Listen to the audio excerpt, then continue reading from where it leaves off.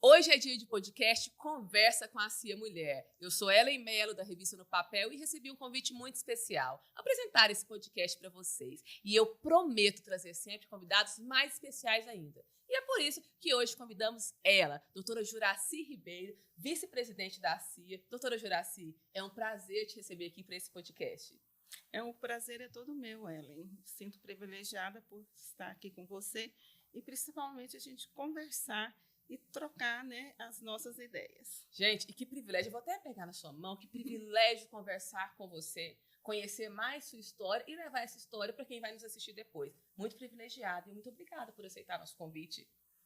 Obrigada a você, né, e a CIA Mulher e toda a Associação Comercial e Industrial de Anápolis, que nós estamos aqui para empoderar mais a nós mulheres. Né? Uau! Já começou bem, gente. E por falar em começar bem, eu sei que nós não estamos na revista No Papel, eu já sei disso, né? Nós já conversamos, inclusive, sobre isso, mas tem hábitos que nós não conseguimos abandonar. Eu posso começar perguntando quem é Juracy Ribeiro? Muitas pessoas já te conhecem e querem te conhecer mais, e para aquelas que nem sabem quem é você, quem é você? Bom, eu sou a Juracy Alcântara Ribeiro, tenho 65 anos, 45 anos de casada, 3 filhos e 2 netos. Continue. E falo que eu sou a filha primogênita, né? E meu pai colocou muita expectativa no primeiro filho, né? Que queria um filho homem. E todo o meu enxoval, meu berço, tudo era azul. Mas, em vez de vir o Pedro, veio a Juracy. E aí a Juracy teve que conquistar o espaço dela, né? Ali mostrar, principalmente para o meu pai e para a minha família, que nós mulheres também conseguimos, né, superar e ser aquela parceira. E eu sempre procurei ser parceira do meu pai. Meu pai foi aquele assim, que me apoiou em todos os projetos. Antigamente, né, lá no início dos anos 70, era muito complicado uma moça sair para estudar. E principalmente para fazer faculdade. E meu pai, né, foi aquele que me apoiou e me deixou, né, a caminhar cada dia conquistando os meus sonhos. Né?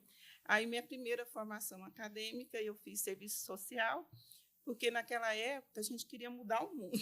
A minha geração era uma geração de mudança. Então, nós procuramos ferramentas para que realmente acontecesse essa mudança. E aí, depois de estar já atuando no serviço social, eu especializei em administração hospitalar, e aí eu vi a necessidade que eu precisava conhecer mais as leis, porque muito dependia das leis. Aí eu fiz direito. Calma, vamos entender. A doutora Juracy, que o pai esperava que fosse o menino, o primeiro filho da família, né, que nasceu, veio uma menina. E já mudou tudo. Na família. Ele esperava o menino, veio uma menina. Sim. Mudou tudo, mas seu pai estava lá te apoiando em todas as suas escolhas. Sim, ele sempre apoiou, né? Eu vim de uma família de mulheres muito forte, né? A minha avó, a Maria Juracy Monteiro, ela era enfermeira no Hospital Santa Joana, né? E era uma mulher desbravadora. E eu herdei o nome dela. Sua avó. E aí eu também procurei me espelhar muito nela, porque ela foi uma mulher empreendedora, ela foi uma mulher à frente da época dela. E isso me fortaleceu. E meu pai também me fortaleceu. E mal sabia você, porque quando criança não tinha essa noção da força que veio atrás de você, que fez com que você se tornasse essa Juracy que conhecemos hoje, que passou por todas essas fases. Aí nós tivemos... Qual foi a primeira faculdade que você fez? Eu fiz serviço social. Serviço social e depois na área hospitalar. Aí eu fiz uma especialização, né, em administração hospitalar. Mas aí queria saber mais sobre as leis, queria entender como o mundo funcionava, o que regia o mundo, fez direito. Sim, porque foi na época que eu peguei uma transição do NPS, né, que vocês da geração nova não vão lembrar disso, para o Sistema Único de Saúde, que é o SUS. Então, ele dependia de muitas normativas, de muitas leis.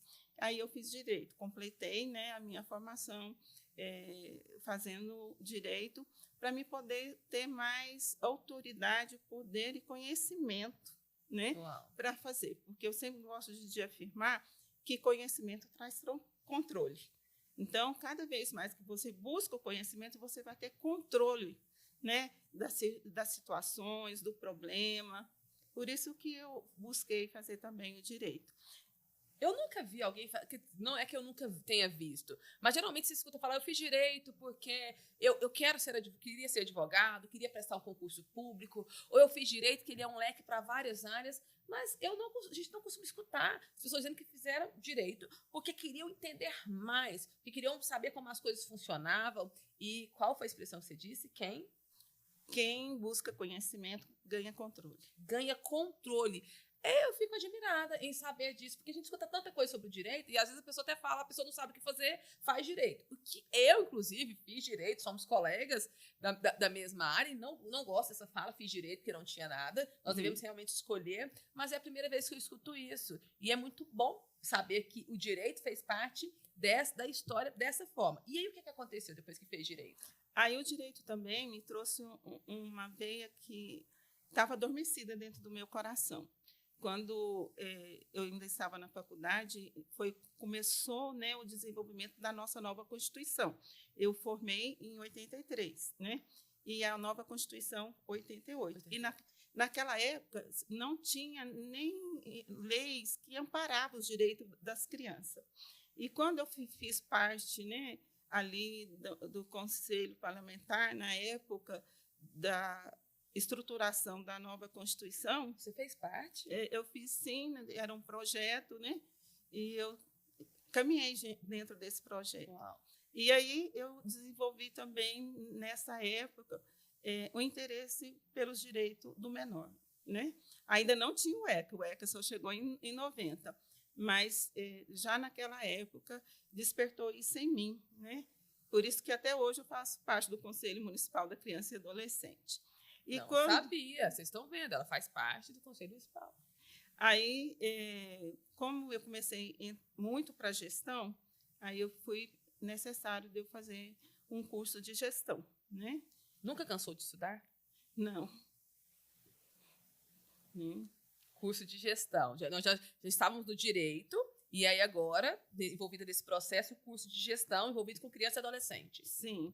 Aí eu fiz um curso de gestão, a empresa que eu trabalho é uma empresa muito dinâmica, uma empresa de alma feminina, e nós, mulheres, tínhamos que nos capacitar, porque a concorrência era muito grande. Mais uma vez a capacitação. Porque até hoje, né, já avançamos muito, mas ainda cargo de liderança, sempre os homens conquistavam, as mulheres sempre ficavam no pano de fundo, né? Então, a gente tinha que superar. Então, eu fui fazer pós-graduações, o MBA, escola de negócio, gestão de pessoa, porque eu precisava ter as ferramentas certas. E eu fui buscar essas ferramentas, porque eu gosto muito de olhar para a Bíblia, e lá fala que quando o homem vai fazer uma guerra, ele precisa primeiro parar e ver quais as armas, qual o exército, para depois ele enfrentar o inimigo, né? E eu gosto de meditar isso em uma analogia, que nós, para enfrentar uma situação, a gente tem que preparar, né? Então, a gente prepara em todas as áreas. E foi isso que eu fui fazendo nesse decorrer de 37 anos que eu estou em gestão. Uau! E essa preparação eu falo para as pessoas, até gravei semana passada um podcast onde eu fui a entrevistada e não a entrevistadora, e lá nos bastidores eu conversando com as meninas que me entrevistaram, que a gente não precisa estar preparado para começar, mas que a gente se prepare ao longo do caminho. Você começou a sua jornada e foi se preparando. A partir do momento que você via necessidade ou queria crescer mais, ia se preparando. Não é que, quando a gente fala que a preparação é muito importante, mas não significa que você precisa estar pronto. Porque, às vezes, as pessoas estão esperando estarem prontas, ter tudo que acha que precisa para começar e não começa fazendo. Você estava nesse processo e foi se desenvolvendo, é isso? Sim. Eu falo assim, que nós não podemos ter medo de caminhar. A gente vai dando cada passo. E aproveitando as oportunidades que nós vamos encontrando no decorrer desse caminho. Então, cada oportunidade, cada desafio, a gente enfrentava, né? E quando você estava dentro desse desafio, você tinha que procurar soluções, né? E principalmente na área de saúde, ali nos anos 80, depois dos 85, principalmente, a saúde mudou muito, então a gente precisava estar preparado. Porque até então, o INPS ele atendia as pessoas que tinham carteira profissional assinada. Mas quando veio o outro sistema, né, o sistema único, ele abriu para a população. Então, a gente precisava estar preparado. E, nessa época, eu estava administrando um ambulatório da maternidade Dr. Adalberto, e era um hospital mais filantrópico, que ele sobrevivia com as doações. E ali, agora, nós íamos buscar recurso federal, né? Mas aí a gente tinha todo um esquema e a gente precisava estar pronto. Então, a gente vai aprendendo, né? Mas para lidar com a administração pública, tinha que ser tudo dentro das normas. Sim. Na verdade, se fosse, ainda que fosse uma instituição particular, mas lidando com o poder público, mais ainda estar dentro dessas normas e algo novo, que precisava aprender, lidar, né? Aprender e lidar, exatamente. Sim. Mas deixa eu entender. Nas suas atividades, nas áreas que você atuou, separa pra gente. Depois que você fez direito, quando você estava trabalhando na área da saúde. Primeiro, então, seu primeiro trabalho foi na área da saúde, só para a gente entender sua trajetória profissional agora. Sim. Eu trabalhei, no primeiro momento, eu fui fazer projetos, né? Porque, na época, as instituições elas eram muito carentes e elas não tinham amparo, né? Então, eu fui buscar, aqui em Anápolis, eu ajudei a formar a Assistem, que está até hoje, é uma associação que está no bairro da Alexandrina, bem grande hoje. Então, saúde também, na saúde também e educação, porque educação e saúde caminham junto, né?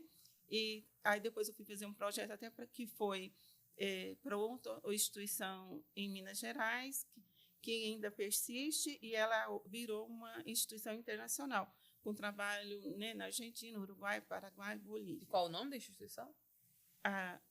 Assistem em Anápolis, né? E Assistir é a que está em Uberlândia.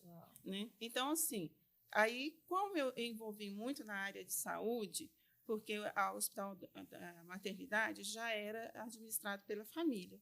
E eu entrei, né, para colaborar e fui ficando. Né? E na época, nós tínhamos um ambulatório e aí eu tinha que fazer a gestão de mais de 60 médicos, né, no atendimento daquele ambulatório. Isso nova ainda? Nova, né? Ainda não tinha 30 anos, né? Novíssima.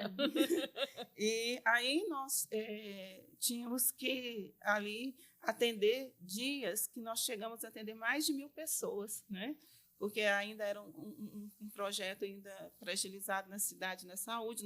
Nós tínhamos muito poucas opções, e tinha greve, o hospital municipal fechava.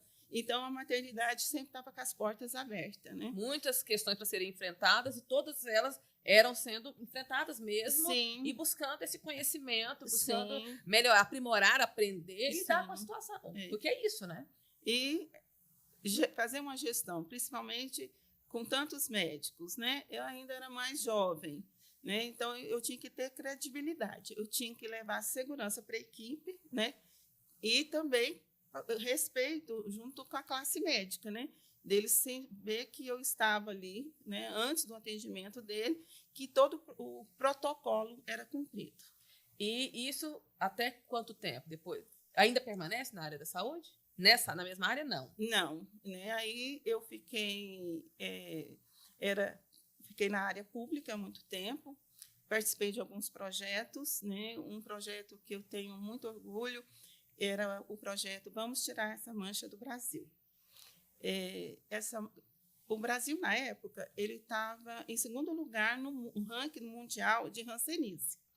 E quando o ministro de Saúde ele assumiu, ele colocou esse projeto, Vamos Tirar essa Mancha do Brasil.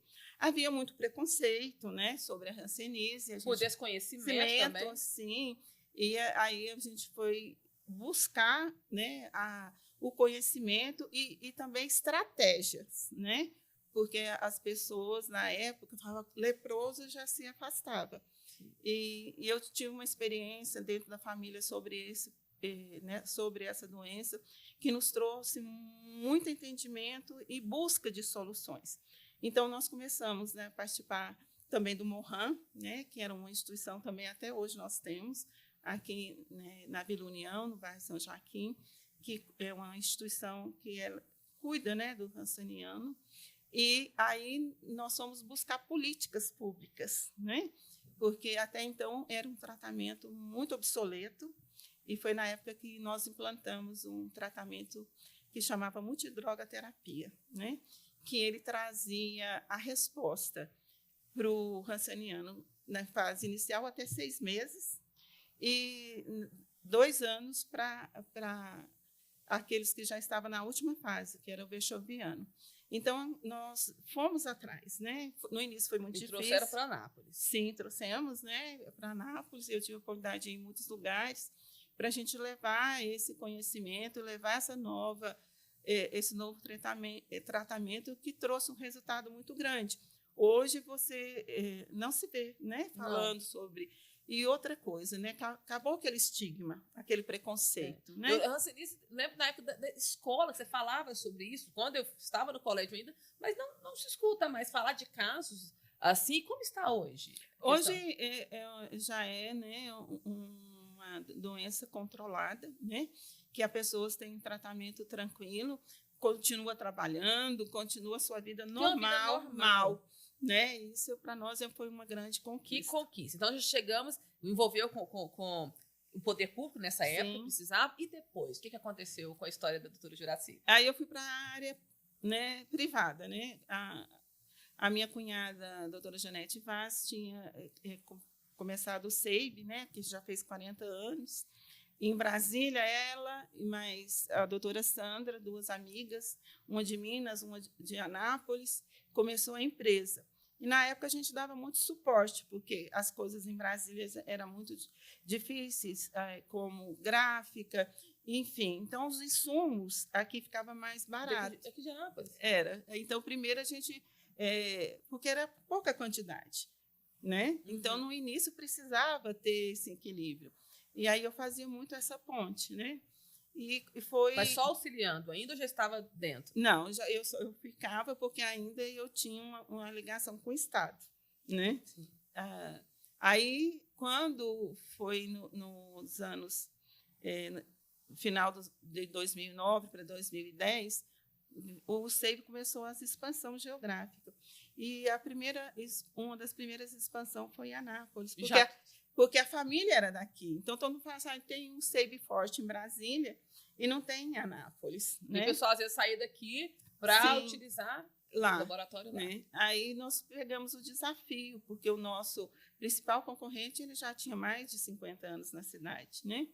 E quase caminhando para 70 anos, junto com o Hospital Evangélico. Aí nós começamos o SEIB. Como eu já tinha um conhecimento com a classe médica grande, né, porque eu fiz a gestão lá do ambulatório, e eu aproximei muito dos médicos. Né? Então, nessa época, eu fui atrás dos médicos para começar o laboratório SEIB e mostrar quem era o SEIB. Né? E aí eu fiquei na gestão, né, de uma empresa privada. Que é o SEIB. Que é o SEIB. Nós chegamos aí e está até hoje. Até hoje. Inclusive, eu te conheci através do SEIB. Não sei se você se recorda. Eu estava em um evento, eu acho que foi do setor imobiliário, e tinha um stand do SEIB. Foi lá que eu te conheci. Não conheci através da CIA, mas foi no stand do laboratório SEIB que eu te conheci. Deve ter uns 2 anos isso, nós nos conhecemos. E por falar em não te conhecer através da CIA, conta pra gente qual a sua história com a CIA. Como foi? Como você se tornou vice-presidente dessa instituição tão importante para a nossa cidade? Quando nós começamos o SEIB, nós já buscamos parcerias dentro da cidade. E a CIA foi uma parceira, né? Porque nós temos o cartão de vantagem, o cartão de desconto, e a CIA procura as empresas, né, para fazer essas parcerias. E nós entramos nessa parceria. E o SEIB, ele tem uma política de fazer a valorização, né, tanto dos colaboradores como toda a nossa rede. E em Brasília já havia a festa das secretárias, né? Olha. E aí, quando iniciamos o SEIB, a gente trouxe também, né? Aí nós fizemos os 3 primeiros anos do SEIB aqui, nós fizemos a festa secretária só o SEIB, né? Aí, aqui a CIA, quando viu as nossas festas, chamou a gente para fazer uma parceria, né? Tanto que ano passado nós comemoramos 10 anos de parceria, né, da festa da secretária, que é uma coisa que traz muito orgulho para nós, sim, né? Porque é uma profissional que ela faz toda a diferença na nossa vida, não só na área de saúde, mas em todas as áreas, sim, né? Dentro das empresas, dentro do comércio, enfim. Aí nós começamos, né, essa homenagem, que é dia 30 de setembro, que é o dia da secretária, e a gente começou a fazer junto aqui com a CIA, né, aqui dentro do auditório, ou fizemos também uma dentro do Intercity, que eu falo que foi uma referência, porque naquela nós conseguimos ter mais de 450, né, secretárias ali. Foi um evento... Então, nesse evento, quem são convidados são as secretárias para serem homenageadas nesse dia, para lembrar do dia dela? Sim, mostrar reconhecimento, né? Reconhecimento. Porque nós sabemos que tem dia para todos os profissionais, né? Mas nós queríamos mostrar para a secretária que ela faz parte, né? Ela coloca a nossa agenda em dia. Imagina um empresário sem uma boa secretária, uma boa assessora. E, né, ela é a ponte entre o paciente, no caso desse caso, a gente está falando da saúde, do paciente, o cliente, que seja, ela é a pessoa que recebe e é aquela pessoa que repassa. Ela liga o profissional ao cliente, ao paciente, a quem está chegando para receber aquele atendimento, aquele serviço. Então, ela faz parte, né, do nosso protocolo muito importante. E a gente leva essa valorização para ela. E aí comecei, né, buscar também, tinha a campanha do cobertor, né, do SEIB? Não, do ACIA. Começou com a secretária, esse evento vocês já faziam em homenagem à secretária, e aí vocês se conectaram à ACIA. Aí na época eu já era associada, né, já desde o início, mas aí eu comecei a frequentar as reuniões, eu comecei a conhecer mais a ACIA. E quando foi aproximando, né, eu tinha a campanha do cobertor, que eu gosto muito, né, de participar dessas ações sociais. Já está na época, novamente, né? Nós estamos na campanha de cobertor, né? E também do Natal Sem Fome, né, que faz no final do ano. E eu, junto, né, com a antiga gestora aqui, nós empenhamos para fazer essas campanhas sobressair. Buscamos parceiro, igual a Rádio São Francisco, enfim, os empresários. Isso apenas como associada? Como associada, né? Aí houve o convite, né, do presidente que eu fosse a diretora social da época, né? Então, meu primeiro cargo... E aceitou? Aceitei, né? E aí nós começamos, né, a ser inserida dentro da diretoria, né? Então, o meu primeiro cargo foi, né, a diretora de ações sociais. E tem tudo a ver com a sua primeira formação. Sim, você já viu. Olha que né? lindo, como as coisas são. As coisas não acontecem por acaso. Eu digo que as coisas acontecem quando você está em movimento, quando você está buscando. Se você não planta nada, você vai colher o quê? Como você chegaria a isso? E tem tudo a ver. Nós fomos observar a nossa história para trás, por isso eu gosto muito de conversar com as pessoas para ver o que trouxe ela até aqui. E tudo faz sentido. Até as coisas, os percalços, até os problemas que a pessoa passa, faz sentido com a pessoa que ela se tornou hoje. E na época a gente tinha poucas mulheres associadas, né? Aí nós começamos a ver a necessidade de buscar essas mulheres, né? Aí o segundo cargo que eu tive foi ser diretora dentro da ação fiscal, né? Uma das conselheiras fiscais, né? E que também me trouxe muito crescimento. E dentro do nosso coração tinha aquela chama, né, de buscar mais mulheres, né? As mulheres vinham participar.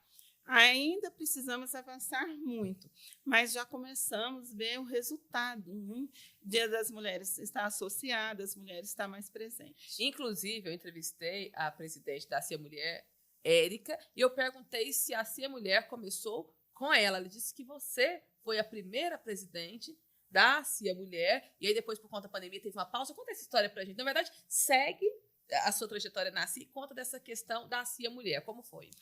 Aí nós começamos, né, esse trabalho e o presidente ele nos apoiou muito, o presidente da época, né?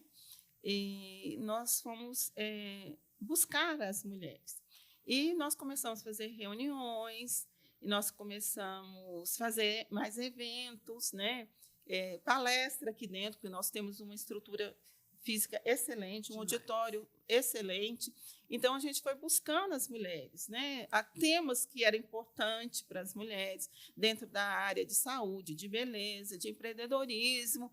E assim nós fomos, né, buscando que a mulher, dentro da CIA, tivesse um papel importante, né?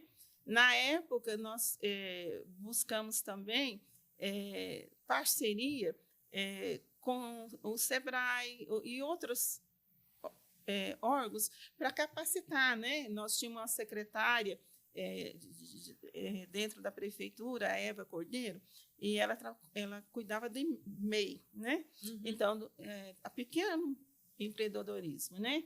E ela veio e nos ajudou para a gente buscar aquelas mulheres, porque tinha mulheres assim, que eram empreendedoras, que saíam vendendo bombom nas clínicas, nos escritórios, nas lojas, ou fazia o seu bolo, ou fazia a sua costura, mas elas não tinham ali amparo nenhum. E nós fomos, né, muito atrás dessas mulheres, né, para levar para elas conhecimento, e buscar elas para elas organizar, né, o seu trabalho, mesmo que fosse dentro da sua casa, mas que ela tivesse chance, né, de fazer aquele negócio prosperar. E profissionalizar mais ainda, o trabalho que ela já faz tão bem, sim, como melhorar, como otimizar e trazer de uma forma mais efetiva para ela mesma. Ainda que ela não quisesse se expandir, fosse dentro da casa, poderia ser de forma mais profissional.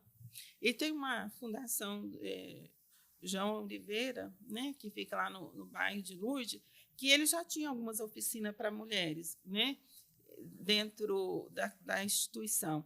E a gente foi também, fizemos parceria, tinha curso de panificação, enfim, muitas áreas que a mulher poderia atuar. E foi também um tempo muito próspero, né, que a gente conseguiu bons resultados, né? Aí houve, e continuávamos as nossas festas, né? Continuava nós criamos na época também dia do 8 de março, né, que era o Dia Internacional da Mulher. Nós começamos a homenagear 8 mulheres importantes em todos os setores. Nós fizemos a primeira e chamamos, e foi histórico, né? Ela recebeu um troféu e recebia homenagem, né? Um troféu Mulher Destaque? Que troféu lindo! Aí foi outro também que perseverou, que até hoje nós temos, né? E aí foi muito bom, porque começamos a reconhecer as mulheres, valorizar em todos os sentidos, né? Eu lembro que quando a gente estava fazendo essa seleção, eu lembrei de uma que é a Vitória, né? Ela começou ali nos sinais distribuindo folhetos, né? E depois ela teve uma empresa, né, que dava trabalho para outras mulheres e para outras pessoas, mesmo que fosse no sinaleiro, né, distribuindo aqueles folders, né? Então foi assim muito importante para nós, foi muito enriquecedor. E aí nós tivemos que parar pela pandemia, foi quando, né, realmente deu. Mas foi criada a CIA Mulher na época? Sim, né? E estávamos, né, a Cleide, que foi até a vice-presidente, a Emília, né, Ana Emília da Morada Imóveis, a Ivana, né, também, que tem uma representação de turismo, né, Tour, né, foi a que estava firme, e muitas outras, né? Então, você começou como associada, depois passou por a questão social, diretora social, depois fiscal. Sim, na área fiscal. E aí começou a movimentar as mulheres, mas sem ter nenhum cargo específico para isso, para mulheres, não a necessidade. Sim. E aí foi aclamação, se tornou, por esse trabalho já estava envolvido, se tornou a primeira presidente da CIA Mulher. Aí precisava, né, de uma pessoa, né, estar à frente. E o doutor Anastácio, na época, ele assumiu e ele falou que nós poderíamos fazer uma diretoria. Que já estava fazendo de fato, só ia regulamentar, só ia colocar fazer a ata, formar. E aí começamos, né? E aí fizemos a loga, né? Então, essa veio de vocês, essa logo linda que nós temos. Gente, olha aqui na nossa olha caneca, que lindo, olha né? isso, lindo. Isso antes da pandemia, e pausou na pandemia. Tanto que, na pandemia, a nossa festa secretária não poderia ser deixado, né, para trás. Aí nós fizemos aqui na rua, né, colocamos as tendas, os parceiros, e elas vinham de carro, passava, recebia o kit de lanche, recebia as lembranças. Foi lindo. E foi assim que começou a sua história com a CIA, foi com a questão da secretária. Era anunciado primeiro evento que eles viram, que vocês faziam, e começou a história. E na época, quem era presidente no início da pandemia era a Onaide Santillo. E ela falou, como que nós vamos fazer? Eu falei, Onaide, nós vamos achar um termo. Era presidente de onde? Ela era a presidente da CIA Mulher. A segunda presidente foi a Onaide Santillo. Então teve mais uma depois de você. Para mim, eu imaginei que você tivesse sido a primeira presidente, depois pausou. Então ela foi a segunda presidente. Sim, a Onaide Santillo. Temos que trazê-la também para conversar com ela. Olha só, Onaide, aguarde nosso convite para contar essa história. E aí, então, pausou durante a pandemia e aí ainda não se cogitava em vice-presidência da CIA. Conta pra gente essa história. Como você se tornou vice-presidente da CIA? Veio o convite, né? E eu sempre estava presente nas diretorias, não só aqui dentro da CIA, mas também na da FACIEG. Tanto o doutor Ubiratã como os outros diretores, eles queriam, né, fortalecer o empoderamento feminino. Né? E começou, né? Começou lá na ONU e veio, né, para trazer esse empoderamento feminino. E aí, quando vimos, né, nós precisávamos buscar mesmo entender e levar isso para as mulheres. E foi então que começou, né? Começou pela Cleide, né? Que ela era uma mulher muito ativa aqui dentro da CIA também. E depois, quando chegou minha vez, né? O presidente, né? Que era o doutor Álvaro e que ia passar para o Luiz Cláudio Ledra, né? E eles fizeram esse convite para que eu fosse também a vice-presidente. E eu recebi com muito orgulho e satisfação, porque eu vejo que nós, mulheres, nós precisamos estar à frente. Nós não podemos intimidar, nem recuar. Né? Nós temos que estar sempre indo, mesmo com dificuldade, mesmo com resistência, porque ainda as associações ainda são muito o clube, né, dos meninos. Né? E a gente precisava quebrar isso, né? Fazer um marco de diferença. E eu aceitei, né, fazer parte desse biênio e sinto muito honrada porque tenho muito apoio, né, da nossa diretoria para que nós conquistássemos um espaço maior para a mulher. Hoje nós temos várias diretoras dentro da diretoria e criamos também, né, eu gostaria de lembrar a palavra certa, né? Para que a mulher tivesse, né, esse conhecimento. Né? E a CIA foi buscar também parcerias, né, com o SEBRAE e os projetos, quando nós tivemos, né, a nossa Expo Anápolis, né, que foi incrível. Teve um pavilhão só das empreendedoras, né? Então, isso tudo foi fortalecendo, né, as mulheres dentro da CIA, mostrando o trabalho delas, né? E eu acho que foi um marco muito importante depois da nossa Expo Anápolis, porque aí veio grupos de empreendedoras, né? Igual a Mistura Feminina e outros mais, né? Da doutora Juscelene, da CETEC, enfim, foi buscando essas mulheres. E as mulheres começaram a enxergar que a CIA gera oportunidades. Né? E desde o início, eu sempre tinha isso como ideal, gerar oportunidades para a mulher. Né? Porque lá atrás, né, eu falo que eu sou do século passado. Né? Eu vivi todas as mudanças, né?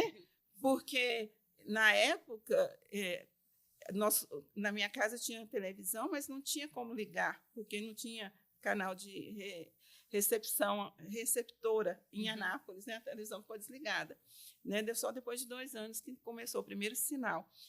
Então, assim, eu vi o desenvolver disso, né? O telefone que a gente ligava para a central, pedindo uma linha, depois de muito tempo que eles ligavam. Então, não tinha nada a ver com o que a gente aperta hoje.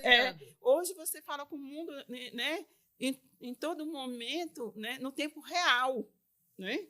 Então, eu vi assim, que dentro disso tudo, desse desenvolvimento, o mundo acelerou, né? Nós precisamos ver as oportunidades para as mulheres, porque até então as mulheres não tinham muita oportunidade, né? Igual eu falei esse dia na rádio imprensa sobre sororidade, né? Que significa comunidade de irmãs, né? Que as mulheres precisavam se apoiar, porque nós vivíamos numa cultura muito patriarcal. E o que fazia? Colocava as mulheres como competidoras. E nós não estamos aqui para competir uma com as outras, mas nós estamos aqui para fortalecer. E, principalmente dentro da CIA Mulher, nós estamos aqui para fortalecer as mulheres, buscar oportunidade para as mulheres desenvolver o seu empreendedorismo, seja ele pequeno, grande, médio, enfim, né? Mas que a CIA tenha essa visão, né? De ampliar, né, a visão não só da mulher, mas com todos os associados e buscar a oportunidade. Que a CIA tem buscado muitas oportunidades para Anápolis, para o desenvolvimento de Anápolis. Ela contribuiu com a criação do DAIA, né, trazer a base aérea, enfim, grandes feitos a CIA sempre estava presente. Então, ela não poderia estar separado desse momento de empoderar as mulheres. Eu fico ouvindo a sua história e vendo, é como se um filme passasse na minha cabeça, como se eu estivesse vendo, realmente assistindo a essa história. E quando você conta do convite que você recebeu, a palavra que vem é reconhecimento. Porque aquela vontade sua de ver a participação feminina maior, você começou um trabalho aqui dentro, né, um trabalho que também consolida aquilo que você já tinha começado a sua vida aqui. E hoje, sendo vice-presidente, nós temos 3 vice-presidentes, inclusive, né? E uma com muito orgulho é mulher. Eu vejo que é reconhecimento, validação do trabalho, e você não quis isso só para si. Olha quantas mulheres você trouxe junto com você e continua trazendo nessa trajetória, que esse é o intuito. Sim, porque nós precisamos, né, de trazer as mulheres e elas precisam sentir segura. Porque as mulheres é uma característica feminina, né? Acho que isso vem lá do nosso DNA, né, dos nossos antepassados. A mulher tem necessidade de se sentir segurança, né? E nós precisamos trazer essa mulher e ela vê que é um ambiente seguro, né? Que a CIA é um ambiente onde ela vai crescer profissionalmente, vai crescer o seu empreendedorismo, a sua empresa, seja o que ramo for, né? Aqui ela está num ambiente seguro. Né? E aqui tem quem escuta. Quantas vezes nós conversamos aqui, tem quem escuta, quem está atento para ouvir qual que é a necessidade, o que está precisando. E ouvindo essa história sobre mulher e a CIA, não tem como eu não te perguntar, Juracy Ribeiro, quando teremos uma presidente mulher nessa instituição? Nós temos 88 anos, né? E quando olham para o mural, nós só vemos os homens, né? Eu creio que esse momento vai chegar. Né? Nós precisamos ver uma mulher à frente da CIA. Nós temos dentro do estado, né, de Goiás, algumas associações que têm mulheres presidentes. Né?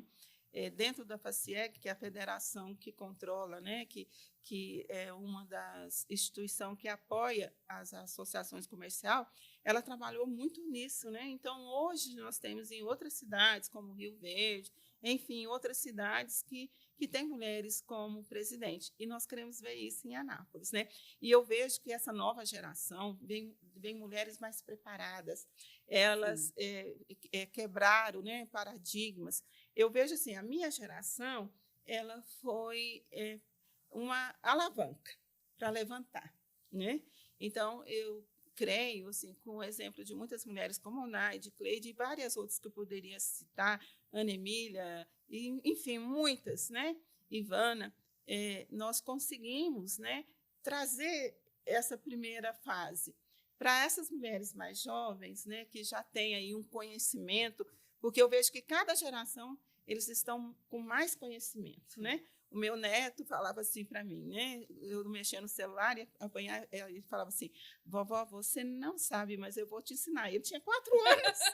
Né? E tinha que ensinar mesmo? Tinha que ensinar. Então, nós vimos assim que eles já nascem com o dedinho. Então, eles estão muito à frente. Né? Eu falo assim, não é que eu vou pregar aqui a lei da evolução, mas nós vemos que cada dia mais as novas gerações, eles vêm com muito conhecimento, e eu creio que nós temos mulheres chegando dentro da CIA Mulher, né, como diretoras, mulheres mesmo capacitadas, né? E eu creio que muito em breve nós vamos ter, né, uma mulher na frente da CIA. Quem sabe essa mulher esteja já aqui e seja uma dessas que já estão contribuindo. É nossa torcida, né? Para que essas estão realizando esse trabalho, até para consolidar e para abrir mais caminho para as outras que virão. E, doutora Juracy, esse bate-papo com você, eu adoro quando eu estou num podcast e falo que a gente vai ter que deixar assunto para o próximo, porque o assunto não se esgota. Isso é incrível. Mas eu tenho 2 perguntas para a gente fechar com chave de ouro e deixar mais história para o próximo podcast. Você se sente, depois de tudo que você viu da sua história aqui, você se sente uma mulher realizada hoje, olhando hoje para a sua história com seus, a gente brincou agora há pouco, nos bastidores, 30 e poucos anos, se sente realizada? Sinto realizada. Gente, 30 e poucos é porque ela não vai me corrigir no ao vivo, tá? Mas tem um pouquinho mais que 30 e poucos. Eu falo com orgulho a minha idade, né? 65 anos. Né? Muito orgulho. Com muito orgulho, porque foi uma construção, né? Nós vamos nos construindo ano após ano, né? E nas oportunidades. E eu realizei muitos sonhos, né? Eu louvo a Deus por tudo que Ele tem me dado, pelas oportunidades que Ele tem me dado. E eu falo para você, não deixe a oportunidade passar. Quando você vê uma oportunidade, agarra, né? Não tenha medo, né? Porque o meu pai falava que a oportunidade era um cavalo arriado. Se ele passasse, se você não pegasse, acabou, né? Então, assim, eu sinto realizada, né, no meu casamento de 45 anos, né? Uau. Na vida dos meus filhos, são bem-sucedidos, né? Todos, graças a Deus, né, conquistaram os seus sonhos, né? São excelentes profissionais em várias áreas, né? A minha filha do meio mês está entre as 10 melhores dos RH no Brasil, foi premiada várias vezes, né? A minha filha caçula, ela mora fora do Brasil, ela é controle do 5º banco maior que tem no mundo, né? Que é o BNPP, né? E ela faz transação de banco para banco, então é uma mulher que fala vários idiomas, né? Ela tem 40 anos hoje, né? Casada, tem um filhinho. Então, eu vejo assim, que eu consegui levar meus filhos, né? Porque uma coisa é muito importante que eu falo, nós temos que levar ensinamento, conhecimento e, principalmente, nós temos que ser exemplo. Eu ia dizer isso. Eu até me arrepiei aqui. Eu ia concluir a sua frase, não sei o que você ia falar, exemplo, porque nós podemos falar muito, mas o exemplo, e quando eu escuto você falando dos seus filhos, eu vejo, olha o exemplo que teve em casa. Uhum. Quando olha para a mãe, quem foi a mãe, quem é a mãe, isso fortalece, porque você também olhou para a história da sua avó, seu pai esteve se incentivando, porque às vezes a gente pensa, eu fiz muitas coisas, mas a gente esquece quem está atrás, quem nos deu essa força. Eu falo assim, que meus pais, eles trouxeram muito exemplo, né? O meu pai foi um homem muito trabalhador, muito esforçado. Ele tudo construiu, como ele diz mesmo, né, com suor, né, no rosto. E a minha mãe, ela sempre nos ensinou uma coisa muito importante, né? Ela nos ensinou a depender de Deus, né? Então, quando a gente queria alguma coisa, né? E eu lembro disso muito forte, principalmente na minha adolescência, né? Porque nós éramos muito vaidosas, né? E Deus me deu a oportunidade de estar sempre à frente na moda, por causa da minha família em São Paulo, né? Mas a mamãe fazia assim, mãe, vai ter a festa, e o que eu vou fazer? Ela vai lá para o quarto e ora, né? Então, ela nos ensinou. Pede a Deus. Orar pelo vestido, ou pelo brinquedo, ou por uma viagem. Então, assim, ela nos ensinou que tudo que nós conquistamos, né, não é só na força do nosso braço, né, mas pela bênção de Deus. Então, ela nos trouxe esse lado espiritual. O papai desenvolveu muito o nosso lado profissional, o nosso trabalho, a nossa garra, e a minha mãe nos ensinou a ser dependente de Deus. E quando a gente é dependente de Deus, a gente conquista, né? E eu, só para encerrar, quando eu estava fazendo o ginasial, lá no Colégio Couto Magalhães, houve uma promoção, na época era Barça, né? Porque, gente, não tinha esses recursos. A gente precisava ter em casa uma biblioteca para fazer as pesquisas. E eu gostava muito mais do que o Google. Eu amava pegar e folhear do que ir lá e pesquisar na internet. Inclusive. Então, a pergunta era, qual as 7 maravilhas do mundo? E eu coloquei, né? Coloquei lá para concorrer aquela enciclopédia e ganhei. Uau, parabéns! Né? E ganhei. Só que eu peguei aquele papel e guardei dentro de um livro, né? E era um sonho de adolescente, né? Era os 7 lugares, diferentes lugares no mundo, né? Em continentes diferentes. E eu fui conhecendo, Deus foi abrindo a porta, Ele me deu muita oportunidade, né? De conhecer vários lugares. E quando eu subi, né, no último lugar, eu não lembrava daquele papel. Que você tinha escrito. Que eu tinha escrito. E quando eu subi, né, que eu estava subindo na pirâmide, aí Deus falou no meu coração, você lembra que você escreveu, né, esses lugares, né, e me pediu? Hoje fechou o ciclo. Mas sua mãe não te ensinou a pedir para Deus? Então, aquela hora, eu chorei, né? Porque Deus tinha me levado em continentes diferentes, e eu tinha visto aquelas 7 maravilhas, que já mudaram, né? Porque sempre mudam, né, as maravilhas, mas naquele papel, né, que estava escrito. E né? Com certeza, quando você escreveu, você pediu a Deus, como sua mãe te ensinou. Sim, E não tem, eu até vi, a gente vê, às vezes volta a passar na internet, aqueles posts. Hoje eu agradeço a Deus aquilo que antes eu pedia. Porque nós pedimos e às vezes acontece, a gente se esquece que havia pedido. Sim. E hoje agradecemos. E o reconhecimento, né? Eu sou muito grata a Deus por tudo isso, as oportunidades que Ele me deu. Já recebi várias comendas, vou receber uma agora de novo, né? No dia 19. Nos convite. Né? Então, assim, eu sinto realizada. Mas eu vejo, mesmo que nós somos realizados, nós nunca podemos desistir. Então, eu mantenho firme até o momento que Deus assim permitir. Né? Eu tenho caminhado, porque agora a geração nova está chegando, né? Nós precisamos dar espaço para as novas gerações. Então, né? eu vou te interromper 1 minuto, que você já vai entrar na última pergunta que eu ia te fazer, para a gente encerrar. Para essas novas gerações, fala para aquela câmera ali, depois de tudo que você viu da sua história, que mensagem, o que você gostaria de deixar para essas gerações futuras que estão começando essa caminhada no mundo empresarial, no mundo do empreendedorismo, está começando agora a carreira delas. Deixa uma mensagem para essa geração. Eu quero dizer para vocês, não desista dos seus sonhos. É o primeiro passo. Caminhe em busca dos seus sonhos e se prepare no decorrer da caminhada. Se cair, levanta. Lembra quando a gente é pequeno que cai e rala o joelho e você tem que levantar? Então, eu falo para vocês, principalmente a nova geração, vocês precisam ser persistentes, perseverantes.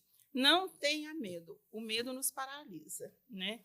Uma coisa que sempre alguém da minha família fala assim, nossa, Jussi, que me chama de Jussi, porque Juraci era minha avó, né? Jussi não tem medo de nada. Então, assim, eu aprendi isso, né? Que o medo vai nos paralisar. Então, vocês se preparam, não percam as oportunidades, vá em busca dos seus sonhos, não importa em que área seja, né? Mas se você vai em busca dos seus sonhos e segura a sua oportunidade, valoriza o que você tem. Eu vi uma palestra de um israelense que ele falava assim, aquilo que você tem de expertise ou aquilo que você faz de melhor, que você aperfeiçoa cada vez mais, né? Porque você vai fazer diferença no mercado de trabalho, você vai fazer diferença no mundo. E nós precisamos, né, de vocês, né, para continuar e fazer diferença nesse mundo. Uau! Doutora Juraci, que aula, que ensinamento, que inspiração. Você disse que fala abertamente a sua idade, aos seus 65 anos, que história já construída, e eu tenho certeza que muita história ainda está por vir aí, não só para a sua história, mas para a história dessa geração que está chegando aí. Muito obrigada por conversar conosco e por compartilhar. Eu que agradeço, né? Eu sinto honrada, né? Como eu já falei no início, de estar aqui. E principalmente, né, que eu possa contribuir, né? Eu falo assim que a nossa vida ela precisa ser de contribuição, de servir, né? Eu aprendi muito naquele livro, né, O Monge Executivo, Sim. e a liderança de servidora, que nós precisamos servir, né? Nós servimos levando uma xícara de água, né, de café, como levando um conhecimento, abrindo uma porta, e que essa geração, né, vamos ser uma geração servidora. Com certeza. Estou contando com você e também conte comigo. Mais uma vez, muito obrigada. E para vocês, até o próximo Conversa com a Cia Mulher. Tchau, queridos. Tchau, tchau.